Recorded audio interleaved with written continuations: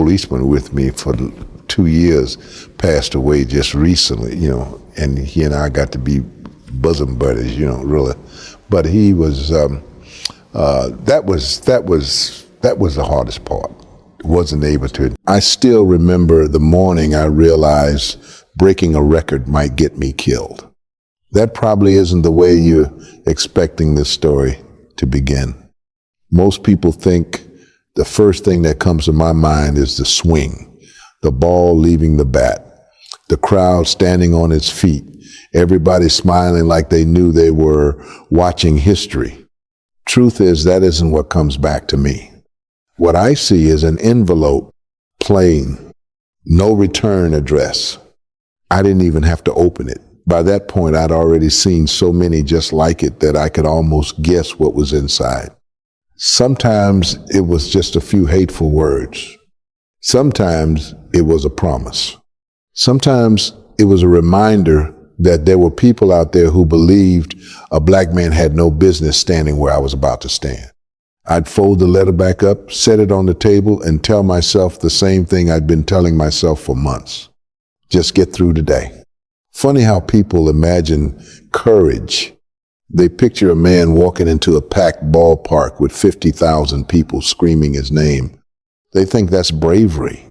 For me, bravery was walking out my own front door not knowing if somebody was waiting. It was watching my wife pretend she wasn't worried. It was hearing the phone ring late at night and wondering who was on the other end before I even picked it up. Baseball was the easy part. I know that sounds strange coming from a man who spent his whole life facing some of the hardest pitchers the game has ever seen. But a fastball can't follow you home. A curveball doesn't write letters to your children. A pitcher doesn't promise to take your life because you're getting too close to somebody else's record. Those things came from ordinary people. That was the part I never understood. I wasn't trying to take anything away from Babe Ruth. I wasn't trying to erase history. I was just doing what I'd been doing ever since I was a skinny kid swinging at bottle caps with a stick because that was all we had. Hit the next ball, run to the next base, show up again tomorrow. That's all it ever was to me. Somewhere along the way, it became something much bigger to everyone else. The closer I got to that number, the smaller my world became. People told me not to read the letters. I tried, but it's hard not to wonder what people think of you when they take the time to write your name. Some mornings I'd open one anyway. Some mornings I wished I hadn't. Looking back now after all these years, I don't think the hardest part was the fear. It was realizing that the greatest moment of my career was becoming the loneliest season of my life. That's the story I want to tell. Not the one everybody already knows. The one I carried home with me every single night. When I was a boy in Mobile, I didn't know anything about records. I didn't know one day people would count every home run I hit. I didn't know my name would ever be mentioned next to Babe Ruth's. Back then, I was just another kid trying to find a little room to dream. We didn't have much. There were days when you learned to make do with whatever was lying around. If we couldn't find a real baseball, we'd find something else to hit. If we didn't have a proper bat, we'd make one. Kids don't spend much time thinking about what they're missing. They just find a way to play. Looking back, I think baseball found me long before I ever found baseball. It was the one place where my mind felt quiet. For a little while, I wasn't thinking about the signs telling us where we could and couldn't go. I wasn't thinking about which water fountain belonged to me. I wasn't wondering why the rules changed depending on the color of your skin. I was just trying to square up the next pitch. My parents worked harder than any people I've ever known. They didn't complain much. They didn't have time to, they taught us something without ever saying it out loud. Keep your head down. Do your work. Don't expect life to be fair. That lesson stayed with me a long time, maybe longer than it should have, because when people treat you unfairly every day, you start believing that's just the way the world works. You stop asking why. You just keep moving. That's exactly what I did. When baseball finally opened the door for me, I walked through it with more gratitude than confidence. I wasn't thinking about becoming famous. I wasn't thinking about Cooperstown. Honestly, I wasn't even thinking about the major leagues yet. I was thinking about having a chance, just one chance. If somebody believed I could play, I was going to give them everything I had. The Negro Leagues taught me more than how to hit a baseball. They taught me pride. They taught me professionalism. Most of all, they taught me that talent doesn't care what color you are. People do. That was a lesson I'd keep learning for the rest of my life. When I finally reached the major leagues, I believed the hardest part was over. I really did. I thought if I played well enough, people would judge me by what I did on the field. I was young enough to believe that, young enough to think a good season could silence hate. It didn't. Not then. Not later. If anything, every home run made some people louder. I just didn't know yet how loud they were about to become. The first few years in the major leagues felt almost unreal. I'd look around the clubhouse sometimes and have to remind myself I actually belonged there. Not because I doubted I could play, because I'd spent so many years being told where I didn't belong that it took a while to believe I'd finally found a place where I did. I wasn't the loudest man on the team. Never was. Some guys love the spotlight. I was happier letting my bat do the talking. Show up early, do the work, go home. That was my routine. I figured if I kept my head down and played the game the right way, everything else would take care of itself. For a while, it almost seemed true. The season started passing faster than I expected. One year became another. The hits kept coming. The home runs kept adding up. People started talking about consistency. They'd say Hank Aaron is going to hit 30 again, or he's going to drive in another 100. I never woke up thinking about those numbers. I just wanted to help us win that day. Funny thing about baseball is nobody notices consistency until it starts chasing history. One season, you're just having another good year.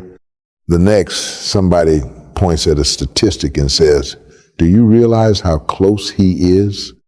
I remember the first time I heard people seriously comparing my total to Babe Ruth's. I almost laughed. Not because I thought it was impossible, because it sounded so far away. Babe Ruth wasn't just another ball player.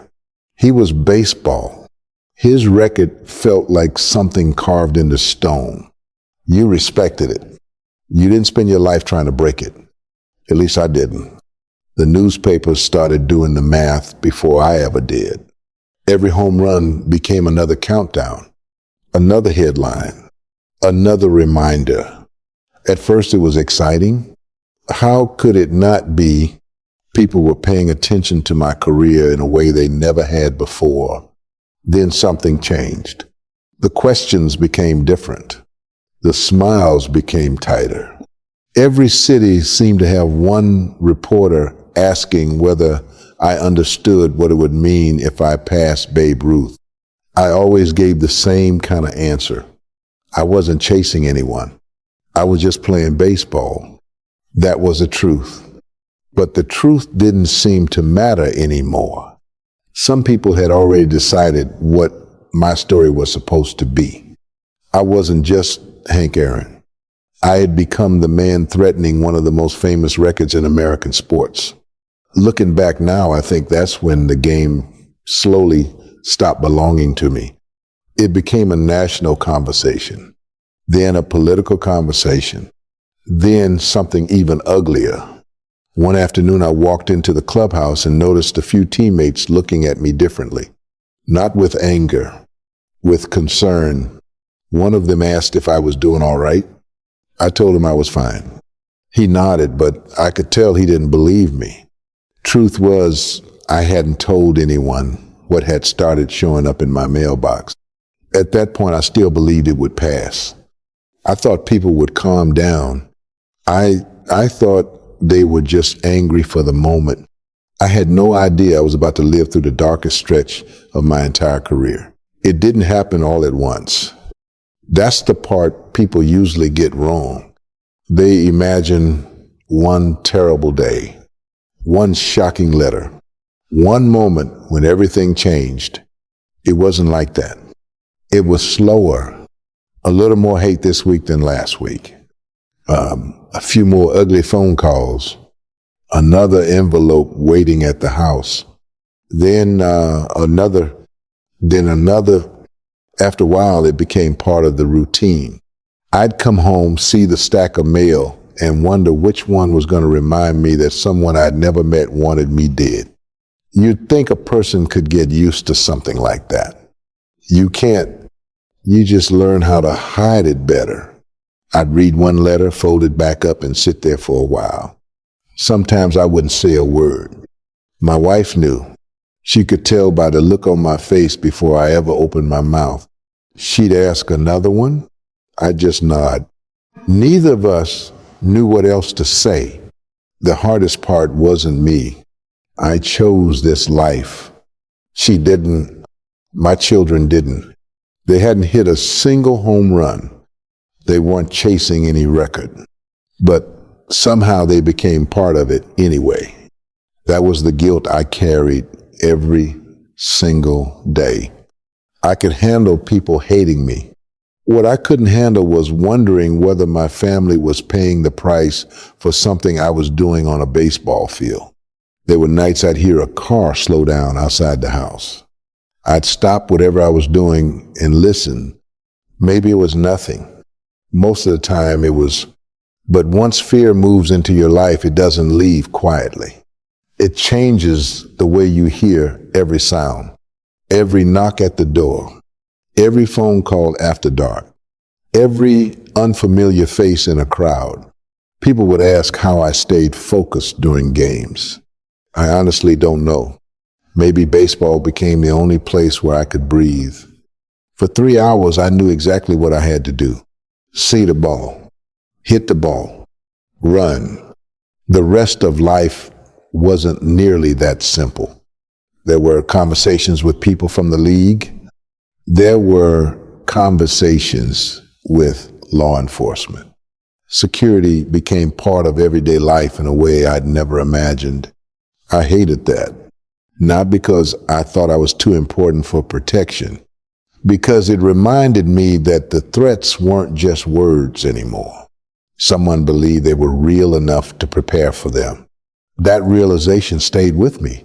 Sometimes I'd be standing in the on-deck circle listening to thousands of fans, and I'd catch myself wondering if everyone out there wanted me to succeed, or if someone in that crowd had written one of those letters. It's a strange feeling. You're supposed to feel surrounded by people. Instead, you feel completely alone. And somehow, while all of that was happening, I still had to walk to the plate and pretend the only thing on my mind was the next pitch. By the time the season finally reached the moment everyone had been waiting for, I was exhausted. Not the kind of tired you fix with a good night's sleep, the kind that settles somewhere deep inside you. People saw the home runs. They didn't see everything that came before them. Every interview, every headline, every question asking when I thought the record would fall, every letter, every threat, every night lying awake just a little longer than I wanted to. Sometimes I'd catch myself wishing it would just happen already. Not because I was desperate for the record, because I wanted the waiting to end. The waiting had become heavier than the chase itself. Then that night finally arrived. I walked into the ballpark like I always did. Same uniform, same bat, same routine. I tried to convince myself it was just another game. Of course it wasn't. You could feel it before first pitch. The stands filled earlier than usual. Cameras seemed to be everywhere. Even the air felt different. People smiled when they looked at me. Some wished me luck. Others just stared. I don't remember much of the early innings. Funny, isn't it? People expect a man to remember every second of the biggest night of his career. Memory doesn't always work that way. Sometimes it protects you. Sometimes it leaves you with only the pieces that mattered most. When I stepped into the batter's box, I wasn't thinking about history. I wasn't thinking about Babe Ruth. I wasn't thinking about newspapers or television cameras. I was thinking about the pitcher, about getting a good pitch to hit. That's how I'd survived every season before, one pitch at a time. Then it happened. The swing felt clean. The sound told me everything before I even looked up. Ball players know that sound. For just a second, the whole world seemed to stop. Then the crowd exploded. People jumped to their feet.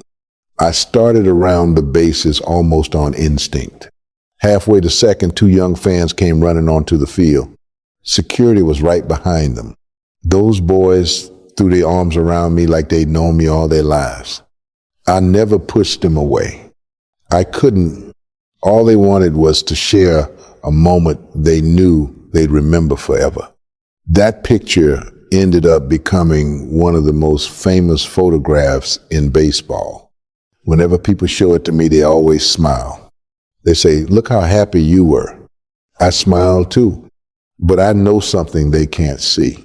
They can't see how relieved I felt. Not because I'd broken the record, because for the first time in months, I believed maybe the worst was finally over. Maybe tomorrow there wouldn't be another countdown. Maybe tomorrow people would stop telling me I didn't deserve to be there. Maybe tomorrow my family could breathe again. Standing on home plate surrounded by cheers, I wasn't thinking about becoming baseball's home run king. I was thinking about going home. The strange thing is breaking the record didn't make everything disappear. For a long time, I believed it would.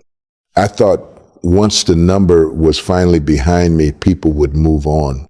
I figured the anger had been about the chase. I was wrong. Some people congratulated me with genuine kindness. I'll never forget that. Former teammates called. Old friends reached out. Fans who had followed my career for years wrote letters that reminded me there was still plenty of good in the world.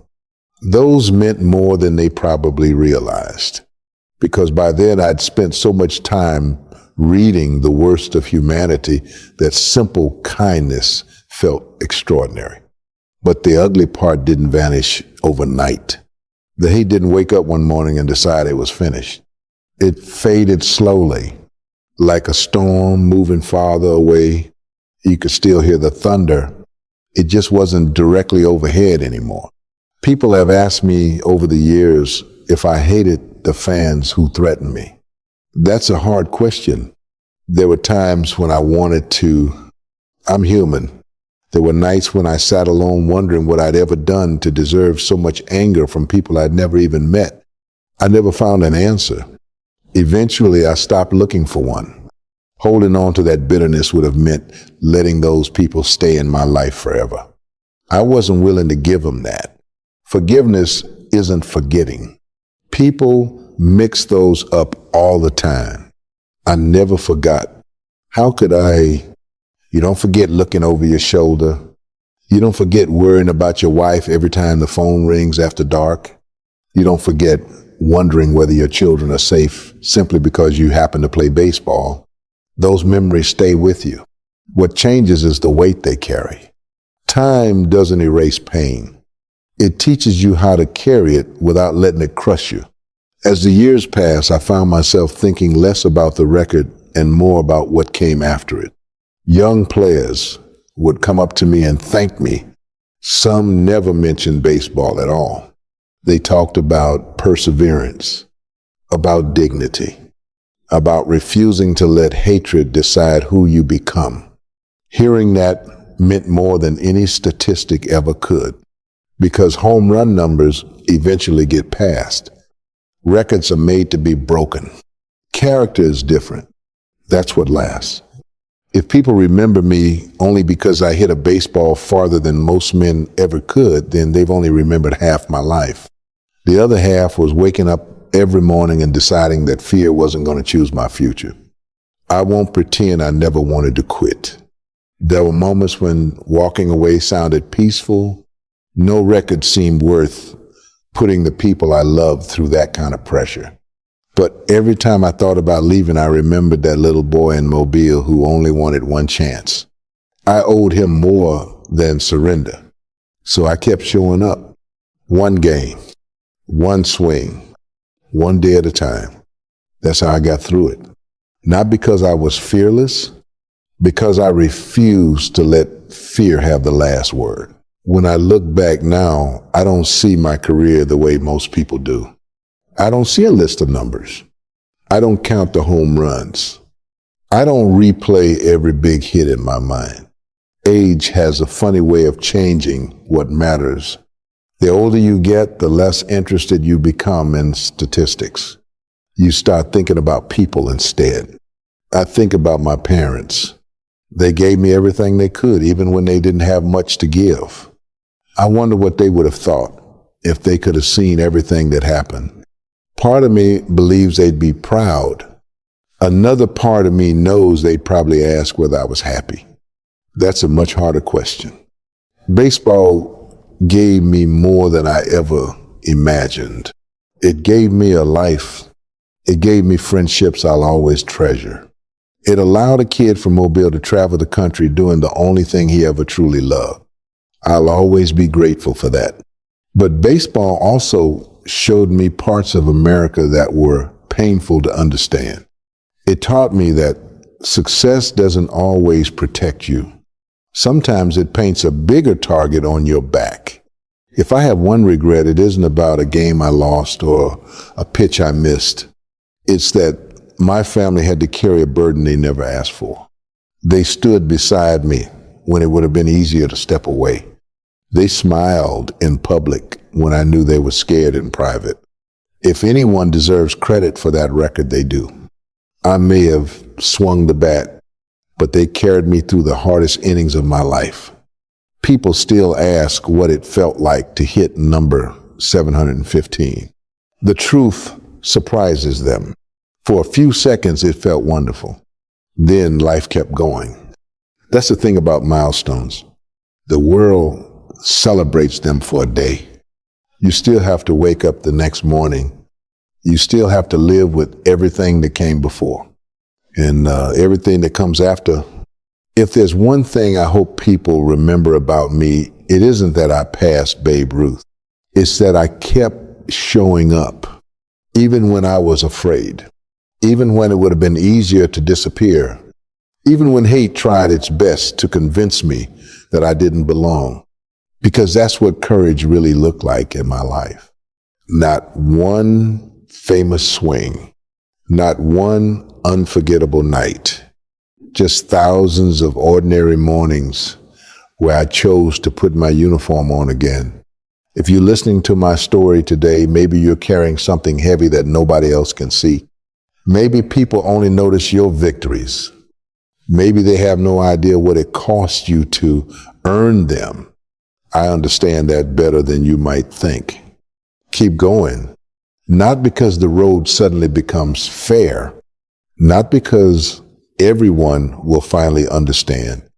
Keep going, because one day you'll be able to look back like I am now and know that the people who tried to stop you never got to decide how your story ended. And in the end, I think that's worth more than any record I ever broke.